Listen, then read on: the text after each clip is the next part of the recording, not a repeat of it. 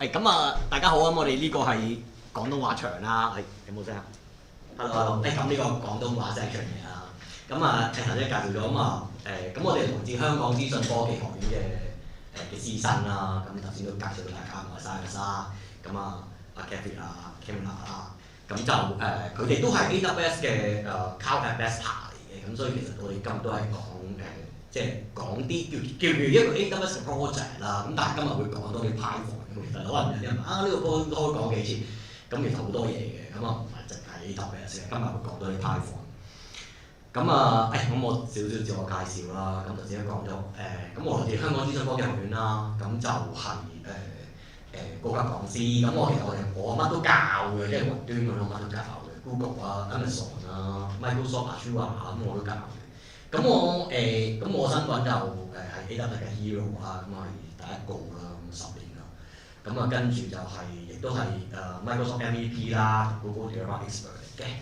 咁有興趣幫我啦，咁你好多想聽下嘢，咁其實可以打晒啲 song 喺 YouTube 度揾到我，咁我都個禮拜都有啲嘢出嘅，咁我成日周圍講 talk 嘅。咁少少背景咁，其實即係有人問我究竟我做緊乜㗎？咁其實咧，我簡單嚟講啦，我冇轉過工嘅咁多年都，咁我一直都喺 Ivy 度教雲端課程，咁啊10年啦。咁其實我哋只不過 rebranding 咗，咁啊變咗香港資訊科技學院，咁就多咗啲新嘅服務，咁啊即係有啲叫 in-service training 教啲成年人咁樣，同埋就係教中學生上嚟嗰啲咯。咁其實個 course 少少買 AWS 啦，我哋係 AWS 教最多嘢嘅課程嚟嘅，全世界我最多㗎啦。咁俾翻你哋講。咁我哋其實今日就係會講 Kubernetes 呢個遊戲啦。咁首先介紹下我哋呢個遊戲叫做異世界啦。咁其實最主要我哋呢個遊戲嘅開頭咧就係諗住整出嚟就係俾同學去用嘅。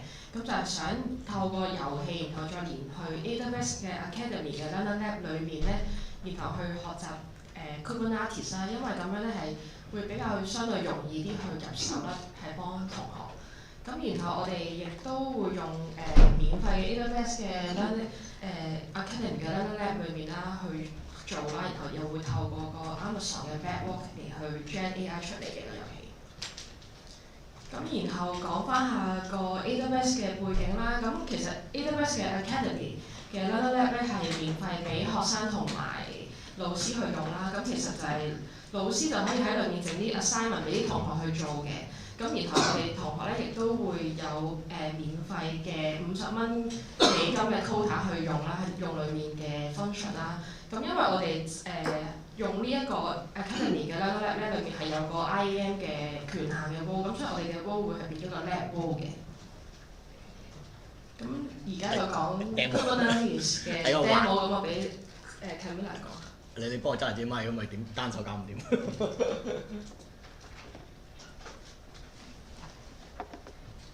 咁我哋首先 start game 先啦。咁然後咧，呢個就係出生點啦。我哋可以操控嘅角色係主角嚟嘅啫。咁咧我哋呢隻 game 咧係要透過咧揾唔同嘅 NPC 咧去接唔同嘅 task 咧，然後做 task 去攞分數嘅。咁首先我哋要出翻去客廳先啦，因為間房冇 NPC 啊嘛。係啦。咁然後我哋喺客廳咧會到第一個 NPC 嘅，咁我哋要同佢 say 聲 hello 先嘅。係啦，咁我等佢撈一陣先。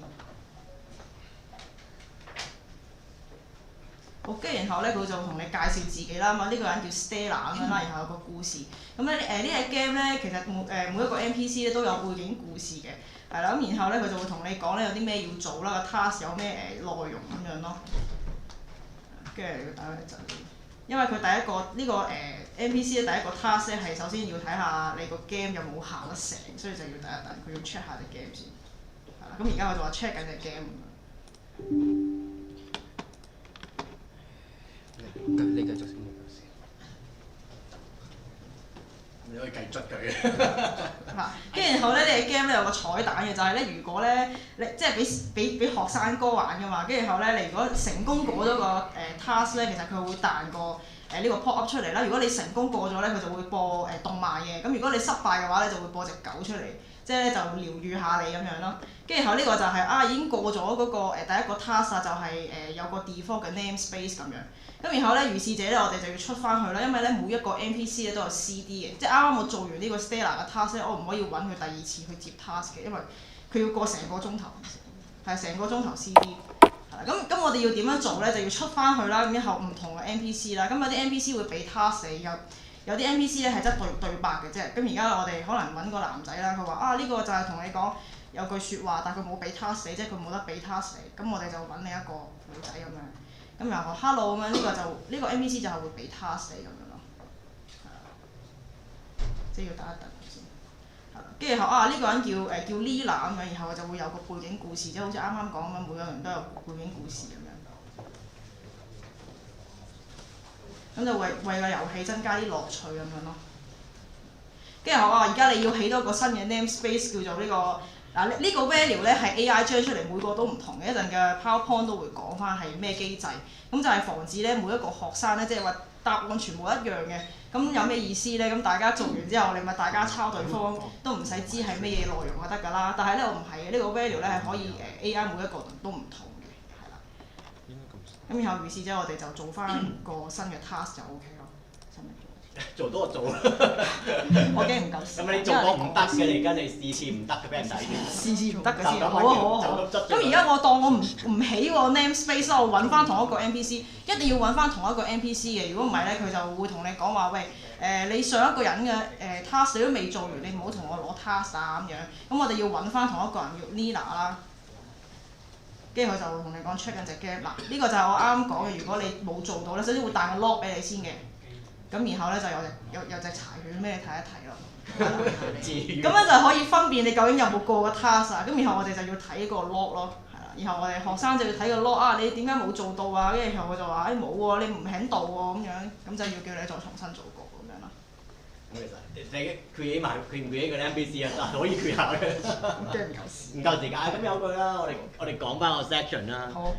咁啊少少啦，咁我哋去翻 PowerPoint 先。咁啊 demo 過咗啦。咁其實就呢少少個流程啦。咁其實個背景咧就應該會講 architecture 少少嘅。咁其實我哋係用個 API key 嘅機制去做 authentication 嘅，因為嗰個AWS 呢個學生 account 咧有啲 limitation 啦。咁老師就整完條 key，send 條 key 俾學生，跟學生就開隻 game 玩。咁學生就需要開翻個 Kubernetes 嘅。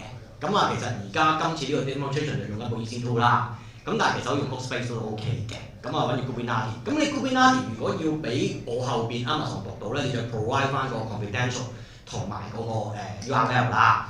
咁咧其實咧跟住就學生就可以玩 game 啦。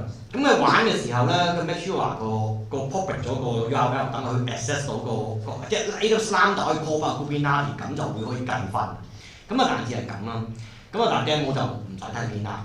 嗱，咁其實 architecture design 咧，咁成個 project 咧其實都係用晒即係 serverless 嘅架構去做啦。咁基本上全部嘢都用 Lambda 行嘅。咁其實陣間可以介紹少少咩？其實點樣喺個 Lambda 入邊行 Ruby control 啊？即係你諗下之前我喺個 Lambda 入邊行 Ruby control。咁後邊就用啲 DynamoDB 去 keep 住啲value 啦。咁仲有其實啲 conversation 咧，你見到奇咁嘅款咧，咁因為同 AI 正嘅。咁全部都用 Amazon Bedrock 去正咗。咁今日就會講多少少正 code 嗰度，因為之前嗰啲 talk 咧就講 AWS，今次係講 Python 㗎嘛。咁咁其實 overall 嚟講咧，個 GitHub repo 咧，我哋係查得幾個嘅。第一個就係個 Grader 啦，咁 Grader 係 AWS 嘅，咁係一個 AWS SAM 嘅 framework 做嘅 server application， 咁用 Python 起嘅啫，要 deploy 好易嘅，佢 command deploy 到。咁跟住咧，其實後邊真係玩緊嘅遊戲咧，就有另一個 project 叫 GameWoo 嘅。咁其實就係啲 Kubernetes 嘅 unit test 嚟嘅 ，OK， 即係其實一陣間會解釋其實成個一點運作其實就行 PyTest 嘅。咁積分 game 咧就係 RPG game 啦，咁異世界呢個就 RPG Maker 做出嚟嘅 game 上面啲堂仔做嘅。咁然之後咧，今日其實最主要會講到啲 Python， 就會講個 instruction generator， 咁第一次講嘅，因為之前所有 talk 冇講過嘅。好啦。咁其實有啲咩 limitation 啊？你講唔講？使唔使？唔講，我講埋咯。其實呢件事冇扣分啦，因為學生版 account，呢個學生版 account 已經解釋過，就50蚊美金，任何學生都可以用嘅，即係唔使信用卡，乜都唔使 AWS 整你可以玩。咁但係醒你玩咧就有 limitation 啦。第一個 limitation 就係好多服務都唔用得嘅，即係 limit 咗佢。但係我唔明點解冇咗扣分啦，咁啊冇個扣分啦。咁第二樣嘢就係因為佢係唔可以 set up 任何 Amazon 嘅 permission IAM 嘅。咁 IAM 冇得 set 咧，就好多比較 advanced 嘅服務咧，我哋用唔到嘅。例如個 Amplify 嗰啲咪用唔到啦，用唔到 GraphQL 去做嘅。所以你見到咧，我就係用緊啲傳統啲嘅模式，就用啲 Ajax Call 去做，就唔係用嗰啲circuit 啊嗰啲去做嘅。咁亦都用唔到 Cognito 啦，咁即係見到點解話我而家冇咩 login 用 API key 去做咧？咁因為 Cognito 唔得。咁然之後到最後啦，其實隻 game 有少少 limitation 嘅，因為而家因為冇 support ticket，因為學生而家冇攞 support ticket，咁個 API gateway 即係前面嗰個 slide 個 API gateway 嗰度咧就限時嘅。呢一度咧最多個 request 等29秒嘅啫。如果要長過29秒咧，就要落 support ticket，咁亦都落唔到。咁所以咧有 limitation 就係嗰啲 unit test 就咩行太耐嘅，即係長過29秒唔掂㗎啦。咁所以咧簡單 Kubernetes 嘅 task 啦，咁到最後咧其實就 deploy 咗上去 GitHub page，然之後就 API gateway 咗一個好簡單 Spark application 去做，所以就冇 server 嘅。嗱咁嗱其實頭先有個遊戲嘅 life cycle 嘅，不過呢個係一個簡單嚟講點做測試嘅。咁呢種測試第一件事，如果真係想做一個 Kubernetes 嘅遊戲，即係一個練習咁啦，我哋有一個嘅 set up phrase 啦，因為其實有啲 task 係 debug 嘅。OK， 即係整個唔 work 嘅 Kubernetes 嘅嘢俾啲學生玩，叫佢 debug。咁所以我哋首先有一個 set up phase，就 set up 咗個唔 work 嘅嘢俾佢睇。咁跟住咧，其實 set up 完之後咧，如果有啲嘢係大 level，好簡單，我要 deploy 啲pops，啲 pops 唔知起到未。咁所以我有第二個 phase 嘅 ready phase，就第二 set test 就 test 下嗰個 infrastructure 係咪起咗啦。咁然之後咧，就學生開始做啦。咁啊做嘅時候咧，就 challenge 佢。即下一個 test phase 就 challenge 佢，例如咩意思咧？我而家要玩 pop 嘅 auto scaling， 我要 auto scaling， 我要 horizontal scaling 加 pop， 咁我炸佢，咁炸佢咧就屬於 charge 呢個階段，就炸佢，等佢加。咁跟住咧到最後咧炸完佢之後咧就 check， 因為我要動態去做嘛，咁加我炸佢應該多咗嘛，多咗我 check 下佢冇多到咯。咁所以就呢個 phase 叫 checking。到 last 啦，咁其實 check 咧就會有機會 check 到 yes or no 嘅，如果得咧，就 clean up， 就將個 infrastructure 刮翻乾淨佢，做下一條。咁如果唔得咧，就叫學生再做過咯。所以就有一個咁嘅 life cycle 嘅個遊戲。So they fired me and as a reward for you guys because I have no loyalty to this institution. 咁其實呢個好搞笑嘅，有個老師發爛渣啊。So they fired me. 咁其實真係你好難，你諗下知點樣叫啲學生唔交功課？人性嚟㗎嘛，你讀書，我讀書都抄啦，係咪先？作為一個老師好正常。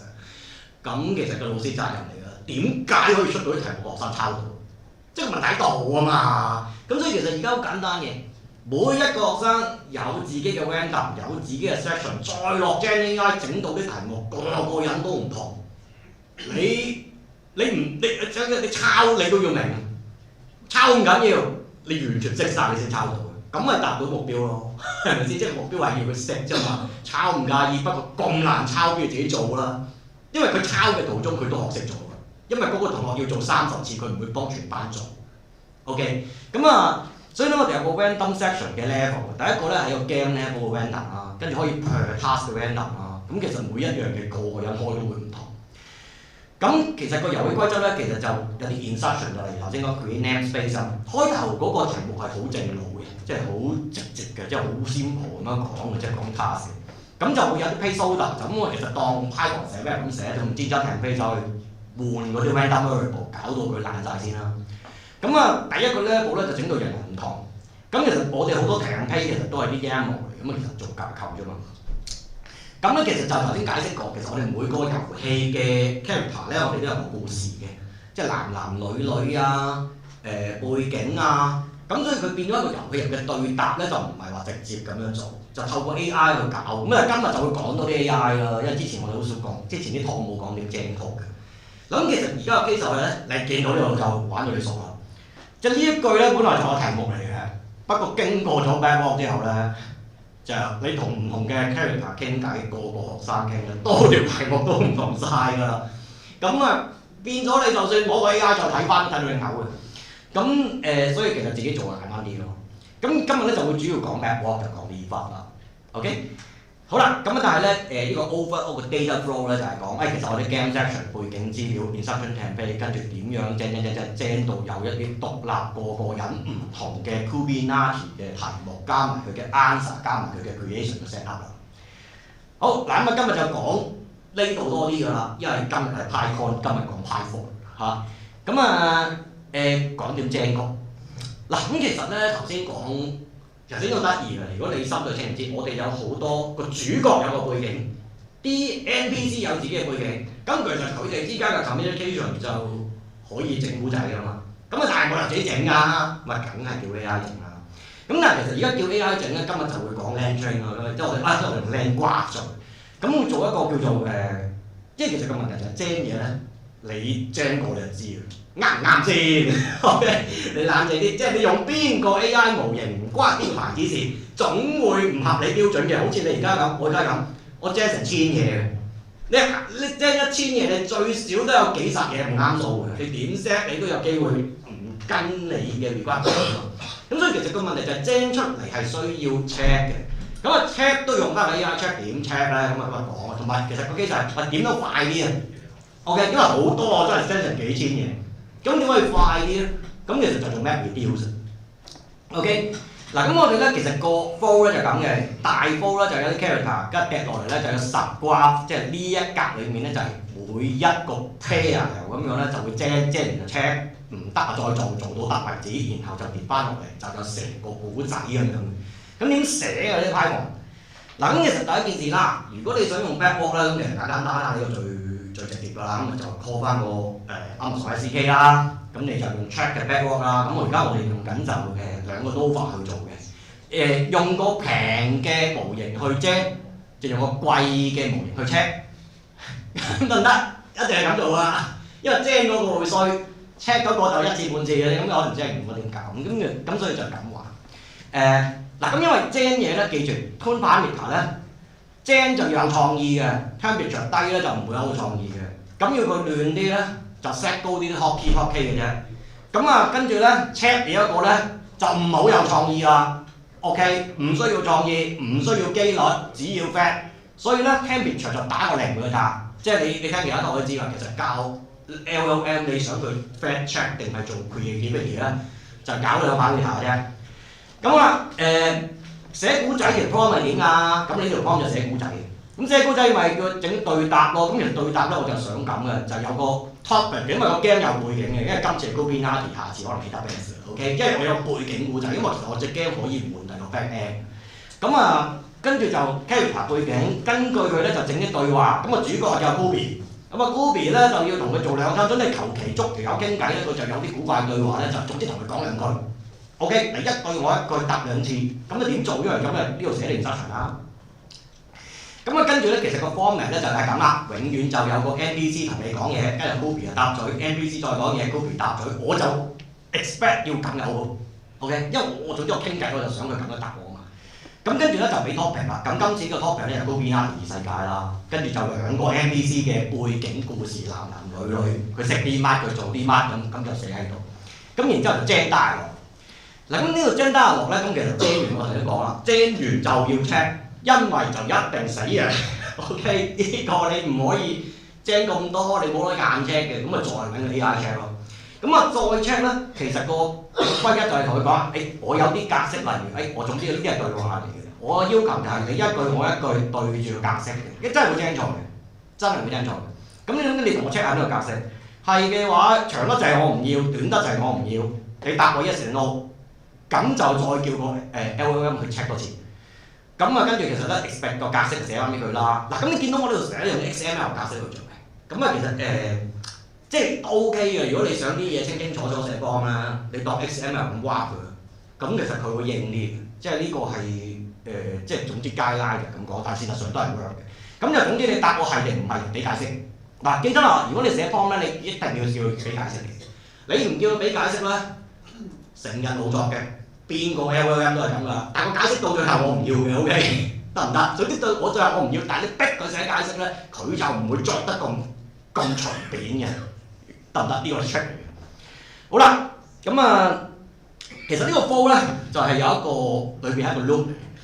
咁玩所謂 LangGraph 或者你而家玩啲類似嘅 framework 啦，其實咧都係 workflow engine，即係其實而家呢個年代咧，你所有 LLM framework 講到尾都係畫翻張圖嘅，因為你有啲叫 freestyle 嘅 multi-agent check 啦，其實嗰啲咧好難用，因為你唔知佢傾成點。所以如果大部分嘅人做呢啲咧，其實都係講得直啲嘅，只不過係 workflow 嘅。咁 workflow 咪有 loop 同 if-then-else 咯。咁點 implement 啊？咁其實個遊戲規則就係小心啲整咧，其實就要記住，盡量要 strong 啲 type。OK， 即係如果你整呢啲嘢，就算你唔係 LangChain，你邊個 framework 都 strong 啲 type 好緊要，因為如果唔係咧，整出嚟會好騎嚟嘅，即係好容易錯。因為有啲人文字入文字出最弊呢樣嘢。咁其實用 framework 最緊要就係如果佢 map 做唔到呢個 strong 啲 type 嘅 mapping 咧，咁其實佢會當 error。咁所以呢下好緊要，寧願佢 error 好過佢 gen 錯。OK， 同埋你其實佢會 gen 出嚟會好啲。咁其實我目標就係有嗰一方入嘅一個 topic 啦 ，Ruby 啦，異世界啦，主角嘅背景啦，跟住個 NPC 啦，跟住個 conversation 個 inception 開頭係點啦。咁然之後咧出翻嚟咧就整一句變4句㗎啦。呢個其實咧呢個吉嘅可能因為其實我要做 map reduce 我要需要一個 collector。咁就係咁形狀。咁點寫啊？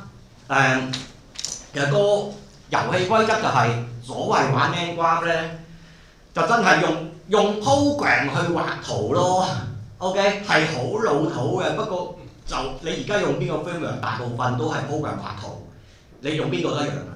有啲好啲嘅，整個 GUI 俾你拉下，整到未變 YAML 啫嘛。其實同一件事嚟嘅，不過就睇有冇得 drag and drop 咁解嘅啫。咁你有嘅啲傳統老嘢係中意諧曲嘅，咁所以就我就冇乜所謂嘅。咁呢啲咧，咁其實你整 note 啦，咁其實個 note 咧就最特別，即係個 generate conversation note 我會解釋啦，就係呢一個咧就 gen 嘢啊嘛。咁但係咧其實 check 嘢咧呢條線就攞嚟 check 嘢嘅。咁喺 LangGraph 嘅角度就係你用啲線去 check 嘢嘅。好，咁睇下後邊啦。嗱，咁呢個咧就係頭先講啦。我入乜出乜咧，我 story type 㗎嘛。咁我入嗰個嘢叫 story stage， 出個 story stage。咁其實簡單啲嚟講，如果你寫慣啲functional programming 咧，其實佢就好鬼死 functional design， 即係 immutable 嗰啲嘢最重要。咩？即係你寫開 functional programming， 你知啲嘢唔改得㗎嘛。咁其實佢都係嗰個玩法嚟嘅，就係但係都唔改得。咁所以咧，你入一粒出一粒咧，某程度上都係第二粒嚟嘅。咁但係個角度就係，我點寫啊？嗱，咁gen 定個背景先。咩名啊？幾多歲啊？背景故事啊？男定女？大致係咁啦。主角整一次，同傾緊偈嗰個整一次，跟住兩個拼埋佢，抌入 backlog 度，叫佢作。OK， 我作完咧就塞喺個 conversation 度。咁呢度一陣間就會咩 reduce 啦。呢度斷咗線啦，呢度 pair 埋兩行，交嘢就。咁樣啦。咁好啦，咁而家就講點 check 啦。咁其實咧呢度跌出嚟咧，你就有啲 conversation 㗎啦。咁個問題就係，但係呢度咧就決定行呢條線啦，定係碌翻轉頭啦，因為佢會作錯嘅。嗱，咁我個 case 咧就唔係 perfect solution 嚟嘅，因為理論上咧就應該要數住幾多次嘅 ，OK？ 因為好難會碌死嘅 ，OK？ 有可能碌死，不過我發現我冇碌死啦。但係如果做好啲就應該有個 counter 數住碌嘅事，因為碌爆咗咧，理論上會呆。不過我就唔係我嗰個計時。即係我計時，我夠咗我 set 咁嘅角度嚟做啦，叫佢碌死。嗱，咁點 check 啦？咁其實 check 法咧就用 backlog 咯。將個 dialog 上一嘢作咗啲對話出嚟咧，就拍落去，跟住咧如果你有望 model prompt 咧，就字頭係 yes no 嘅。如果字頭答 yes 我俾佢走，字頭答 no 我就要佢借多次，就係咁寫嘅啫。即係你話想做 loop 咧，做個 loop 嚟做咧就係咁做。咁跟住咧 validation collection 咧，其實呢個 loop 咧就冇嘢嘅，純粹 debug 同埋俾你 consolidate 個 output。咁個 output 咧好得意嘅，你小心啲，呢度係 mono 嚟嘅，即係你係一個 list， 因為你到最尾咧其實用個 reducer 去 merge。咁你 reducer 你 merge 如果走俾個 value 去 merge 唔到，佢一定一個 list 嚟裝住一粒嘢，第一粒你用 list 嚟裝嘅 ，OK， 因為你 reduce 啊嘛。好啦，跟住啦，睇翻個 main graph 啊，個 main graph 就外邊啦，就外邊啲大圖啦。首先就 load 個 character， 頭先講咗啦，一個 public object，string integer 咁睇啊，一掟落嚟之後咧就行10關。咁呢度咧就個 magic 啦，我有即係好多有嘅，我一大扎嘢。如果現絲群審啫咧，就真係天塌嘅。咁但係個問題就係冇意義嘅，你你記住呢件事，用雲咧就計動量嘅。你平衡做同你逐個做，你都係俾咁多錢嘅，因為計圖勤啫嘛。咁你等到天黑，即係做唔到嘅啫。咁所以就炸佢嘅。咁就呢度咧，其實咧一 part 落嚟咧就 pair 有效，即係做 map。咁應該我哋做 map 咧點做咧？其實做 map 咧個 magic 咧喺 LangGraph 嗰度咧就要用條 edge 去做嘅。咁呢個就係嗰個做 map 嗰個 trick 嚟嘅。有一個叫 command 叫 send 嘅 command 好得意嘅 LangChain 整嘅，LangGraph 整嘅。你只要俾嗰個 graph 嗰個10graph 個 note 佢啦，即係其實唔一定係10graph嚟，總之係俾個 note 佢啦。跟住你邊一個 object 拍落去，邊一個係 list 你切開佢，佢就會喺呢一條 edge 嗰度點點點 edge 都好衰嘅，睇得唔清楚嘅。呢條點點點其實唔係一個嚟，呢個點點點而家我有即係有幾十個 character 咧，佢就 pair 咁一份落去啦。OK， 咁佢就一齊喺度 jam 㗎，咁真係好快。嗱咁其實咧 jam 完之後咧，到最尾嗰個 magic 咧，其實個 output 咧叫 overall state 咧，就你知道每個 character 有自己 conversation 啦，你想佢做 condense， 即係你想做 reduce 咧，你就喺 LangChain 角度佢會就係咁，你即 R 題跟個 tab， 跟住你個 reduce 好多玩法㗎嘛。咁今次我就 append 即係 add， 咁其實有啲 reduce 係加減乘除，即係加埋佢啊 add 平均咁啲角度咁嘢㗎嘛。我唔係做呢啲嘢，我總作再幫埋佢。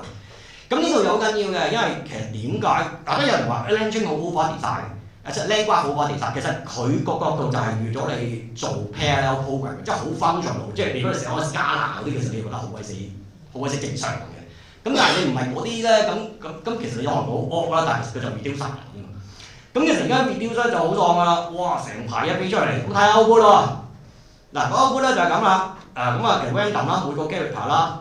就作廢嘅，即係頭先咧嗰隻 game 度咪講嘢好搞嘢咁，其實咧就成個古仔又真唔係亂作嘅，係根據個唔同 NPC 背景咧就去作出個古仔。時間差唔多到啦，我都預咗今日講唔晒啦。嗱咁其實咧我後邊仲有一個10graph嘅，因為我有2 set 玩法嘅。咁但係呢一個都係一個好similar嘅 LangGraph 嚟嘅，不過咧嗰個 tracking 就刺激啲，因為咧我 gen 啲題目嘅時候我有 placeholder㗎嘛，即係嚟個學生 ID 啊。題目資料啊，有啲 namespace 唔改得㗎嘛，咁嗰啲我要 make sure 我 rewrite 前同 rewrite後，我每一個 placeholder 都喺翻度嘅，係爭呢樣嘢啫。咁我 gen 出嚟個 output 咧就係咁嘅，例如咁啦，叫個學生做 namespace 咧，你捉住唔同嘅人問咧，條題目就會完全咧就好鬼唔同嘅。但係咧，因為其實我到最尾都係 keep 翻呢個 namespace placeholder 咧，所以條題目轉到傻都好啦，咁。個學生都一定係整個 namespace 嘅，咁個 namespace 係 per student 唔同名嘅 ，OK？ 咁喂，好啦，時間夠啦，講唔晒咁啊真係，咁下場到咗㗎啦，答到啦，係咪都係答到啦？唔係 OK， 算啦 cut 中啦，呢啲我其他地方講過，即係呢啲我喺 AWS event 我講過嘅，咁呢啲，但係頭先嗰啲就新㗎，因為今日 PyCon 啊嘛，PyCon 講 Python。咁咁其實咧到最尾結啦，咁其實而家真係都類似嘅嘢，我攞嚟做咗好多唔同古怪嘢嘅。咁呢啲全部 demo 做過晒嘅，即係其實有啲叫彩蛋啊、咁啊，咁但係如果你有興趣了解呢邊 AWS 嗰啲咧，你去我 YouTube channel 睇翻我之前講 AWS 嗰啲 event 嗰啲 talk， 咁啊齋講呢個。咁今日就多啲 Python。咁其實 deploy 好簡單，就咁一句 command 就 send 就做咗。咁好啦，收工啦，阻住下一場啦咁啊。如果講唔大啊，因為講 Python 講好耐。係啦，喂，真係冇問題可以答2條嘅啫，下一個到未？